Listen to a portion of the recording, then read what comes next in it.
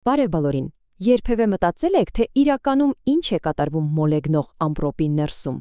Դե այսօր մենք ոչ թե պարզապես դիտելու ենք, այլ դառնալու ենք դետեկտիվներ։ Մենք միասին հետաքննելու ենք մի գործ, որի գլխավոր հերոսները բնության ամենահզոր ուժերն են։ Եվ ահա մեր գլխավոր առեղծվածը, մեր գործի սիրտը, այս տարօրինակ լողացող լույսը, որը հայտնի է որպես գնդային կայծակ։ Ինչ է սա։ Իրականություն թե ուղղակի մեր աչքի խաբկանք։ Դե եկեք պարզենք։ Լավ, այսպեսով պատրաստ եք, մեր դեպքի վայրը փոթորկոտ երկինքն է։ Մեր առաքելությունը գտնել ու բացահայտել այն անտեսանելի ուժերին, որոնք կանգնած են այս ամենի հետևում։ Ժամանակն է սկսել մեր հետաքննությունը։ Ինչպես ցանկացած լավ դետեկտիվ պատմության մեջ, մենք էլ սկսում ենք ամենաակնհայտ կասկածյալից։ Եվ մեր դեպքում դա իհարկե սովորական գծային կայծակն է։ Եկեք նրան մանրադիտակի տակ դնենք։ Իրականում ինչ է կայծակն իրողությամբ։ Պատկերացրեք, թե բնությունը պարզապես փորձում է հավասարակշռություն գտնել։ Ամպրոպային ամպը ըստ էության երկնքում լողացող մի հսկայական մարդկոց է, որը հուսահատորեն ուզում է լիցքաթափվել, ու դա անում է աներևակայելի ուժով։ Լավ, բայց ինչպես է առաջանում այդ տիեզերական կայծը։ Դե ամեն ինչ տեղի է ունենում 3 պարզ քայլով։ Սկզբում ամպի ներսում լրիվ քաոս է։ Սառույցի կտորները բախվում են իրար, ստեղծում են ստատիկ էլեկտրականություն։ Դրական լիցքերը բարձրանում են վեր, բացասականները իջնում ներքև։ Հետո լիցքերի այս տարբերությունն այնքան է մեծանում, որ օդն ինքն արդեն չի դիմանում, այն բառացիորեն պատռվում է, դառնալով գերտակ պլազմայի միջանցք։ Ու վերջում բում, ամբողջ կուտակված էներգիայի հզոր պորտքում։ Հիմա եկեք մի քանի ցնցող թվերի մասին խոսենք։ Պատրաստվեք։ Խոսքը գնում է 30,000 աստիճան Ցելսիուսի մասին։ Որպեսզի ավելի պարզ լինի, դա 5 անգամ ավելի տաք է, քան արեգակի մակերևույթը։ Այո, ամեն ինչին այն դիպչում է, ուղղակի գոլորշիանում է։ Իսկ լարումը։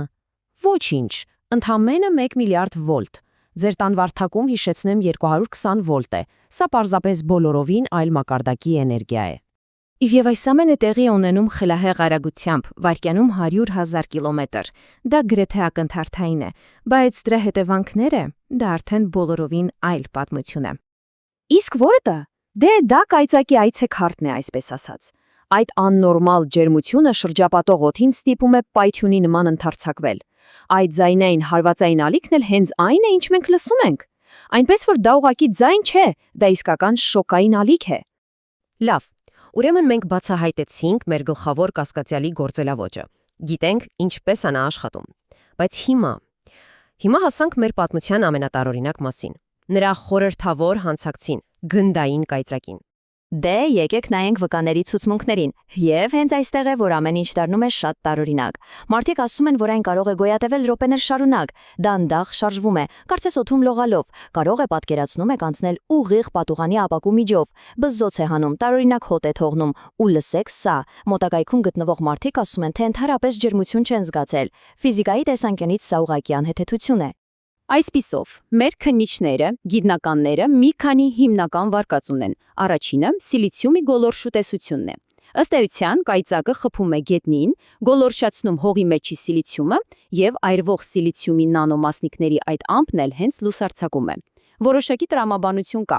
բայց կա նաև երկրորդ տեսությունը՝ թագարտված միկրոալիքները։ Սա արդեն ավելի խենթ է։ Այն ենթադրում է, որ կայծակից առաջացած էլեկտրամագնիսական ալիքները պարզապես թագարտվում են պլազմայի մի փխպջակի մեջ, ստեղծելով ինքնաբավար էներգիայի մի գունդ։ Բայց սպասեք, սա դեռ ամենը չէ։ Որոշ գիտնականներ մի այսպիսի գաղափար են առաջ քաշում։ Իսկ միգուցե այն իրական էլ չի։ Միգուցե դա մագնիսական հալյուցինացիա է։ Մի պատկեր, որը բառացիորեն դաջվում է ձեր ուղեղի տեսողական կենտրոնի վրա, մոտակա կայծակի հարվածի հզորագույն մագնիսական դաշտերի պատճառով։ Ահա սա արդեն իսկական դետեկտիվ շրջադարձ է։ Այսպիսով մենք կարծես փակուղում ենք, այնպես չէ։ Իրական է թե հալյուցինացիա։ Բայց սպասեք, կա մի անտեսանելի ապացույց, մի հիմնարար բանալի, որը կապում է այն ամենը, ինչի մասին խոսել ենք։ Եվ դա էլեկտրականության ու մագնիսականության միջև գոյություն ունեցող խորը անխախտելի կապն է։ Հիշենք ֆիզիկայի պարզ փորձերից մեկը։ Լարի միջով էլեկտրական հոսանք ենք բաց թողնում, եւ մոտակայքում դրված կողմնացույցի սլաքը հանկարծ սկսում է խելագարի պես պտտվել։ Ինչու՞։ Որովհետև այդ շարժվող էլեկտրական լիցքը ստեղծում է իր սեփական անտեսանելի մագնիսական դաշտը։ Սրանք նույն մետաղադրամի երկու կողմերն են։ Սա ֆիզիկայի անկյունաքարերից է։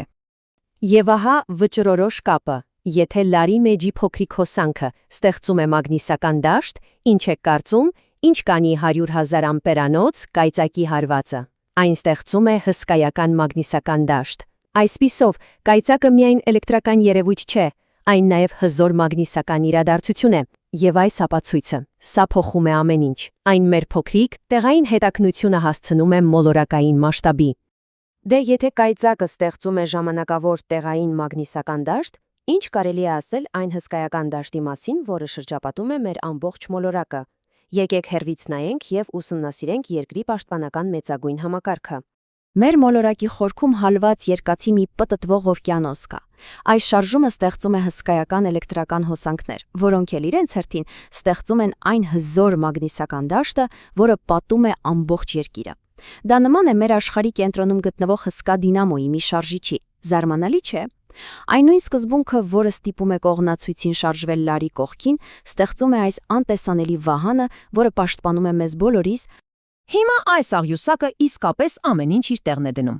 Նայեք Յուպիտերին, նրա մագնիսական դաշտը 20,000 անգամ ավելի հզոր է, քան մերը, նա ուղղակի հրեշ է։ Բայց հետո նայեք մեր հարևաններին։ Վեներան իր դանդաղ պտույտի պատճառով ունի շատ թույլ դաշտ, իսկ Մարսը գրեթե ոչինչ չունի, նրա միջուկը սառել է։ Սա ուղղակի տվյալ չէ, սա նախազգուշացում է։